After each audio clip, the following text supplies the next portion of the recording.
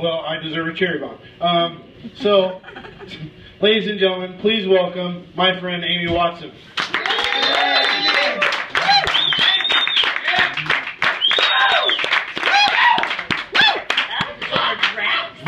It's great to be here tonight. I'm getting tired of the spring or not spring, winter. Reverse.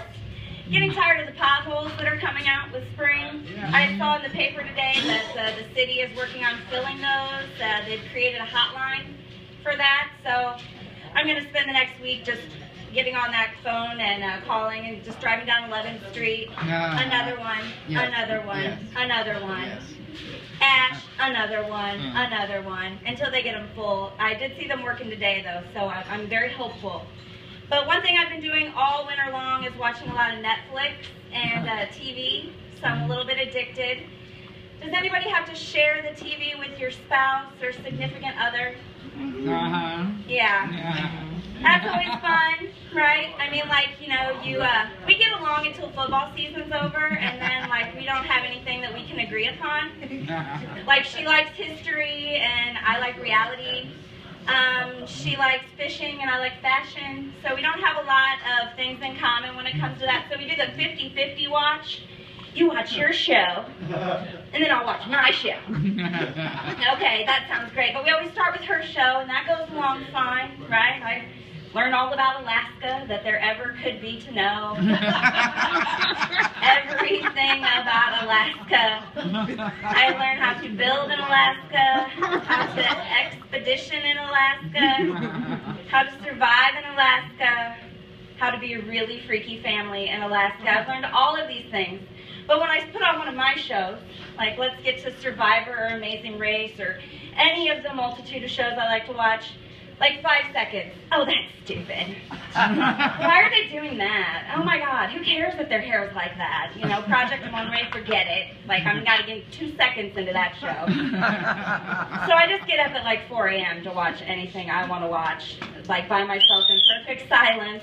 Thank you, it works very well. But a lot of what I've been watching is crime TV, like Scandal, Law and Order.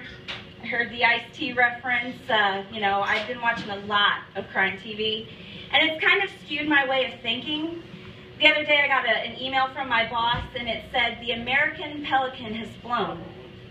And I was like, oh my God, I work for some undercover FBI agency. I know we've been like highlighting as this healthcare nonprofit for years, but this is my go email.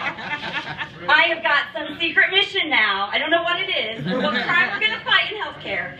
But I'm there because the American white pelican has flown. I read a little bit further when I didn't get more instructions and it didn't self-destruct. I looked further. No, my boss was just telling us it's spring. You know, usually when those birds appear, there's no more snow and spring is here. You know, that was a great message, but not near as exciting for what I had planned for the day. But I find that I start living in that crime TV mode. You know, so I've been watching a lot of Law and Order, and I find that I already know if it's a guest star, that they did it, or they're responsible for having it done, or they're somehow the victim. One or the other. They're either the victim or the perp. I learned that word on Law and Order. That is short for perpetrator, just so you know. Okay. And so, you know, but now I've just been watching to see how Martha Stewart's going to evade the police for 45 minutes. Because I know she's going to do it, right? I know it's her. Beyonce, I know you did it. But how are you going to evade the cops? You know, if you're on the show, I know it's you. But, you know, I got a little concerned now, though, because I see that they're combining a lot of shows. Like on Amazing Race, they've kind of combined it with The Bachelor now. So 5 of the couples, the teams, they're on a blind date. And it's funny, they have 4 straight couples and 2 gay guys that are there. They don't have any lesbian couples. I'm like, if you want to ramp up the drama, I'm just saying, take that emotion, times it by 2, see what you get. High ratings, let me tell you. But no, and also, I was a little concerned with this new show that I saw. And when I tell you what it's about, you'll know why it's on the CW. For those of you who don't know, it's a really, really good premise. It's about a teen who helps fight crime. She helps the police because she can see visions, but only after she eats brains because she's a zombie. And it's called iZombie. So it's a little mix with Veronica Mars, mixed with Medium, mixed with Walking Dead. Should be a hit, so check it out. But, you know, Law & Order makes me a little concerned when my spouse goes to Menards and comes home with, like, duct tape and rope, acid, and tubs. You know, I'm just like, wait a second. What project is this we're working on? I get afraid of, like, bending over in front of the trunk because I've seen that happen in too many episodes. You know?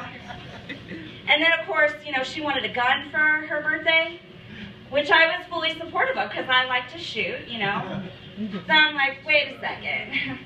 Am I going to end up on the wrong side of a Snapped episode? Because I don't want that to happen. Because nothing good happens in Snapped. One of us is not breathing anymore, for sure. Right? I mean, that's going to definitely be the case. You know, but my family's very competitive. You know, the very first thing we did with the gun was go to the range to see who could get the best kill shot, you know. Which did not make me feel any better when it was her that won. You know? Like, oh, God, I got to hide that gun, for real. Or the bullets. One or the other. But no, my family, I mean, I was competitive as a kid. My brothers and I used to race home to fight over the TV, and then Atari, and then Nintendo, and then the computer. Like, I'm not sure what kids today fight over, because that was really a lot of it, you know. Filling up the dishwasher, maybe. Who used the most on the data plan, because I'm not sure what they fight over. But in my family, we had a chore chart. I don't know if anybody had the joy.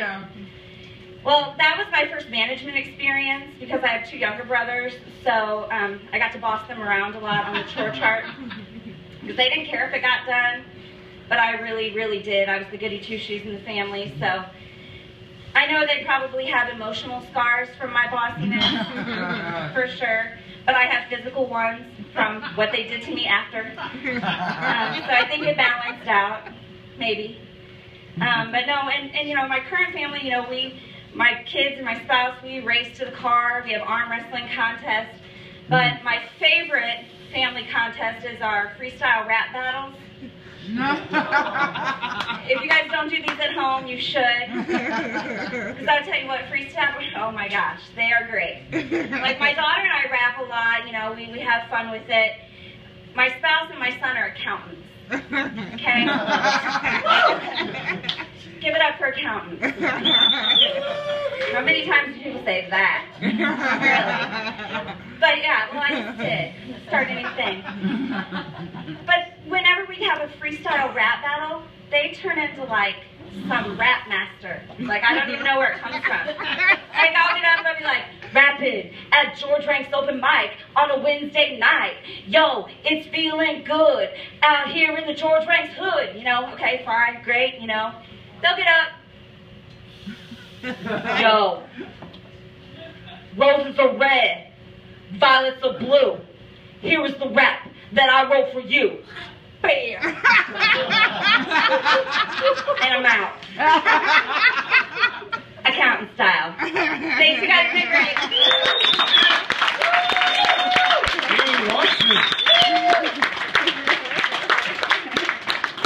You were the last person I expected to break out in some hip hop.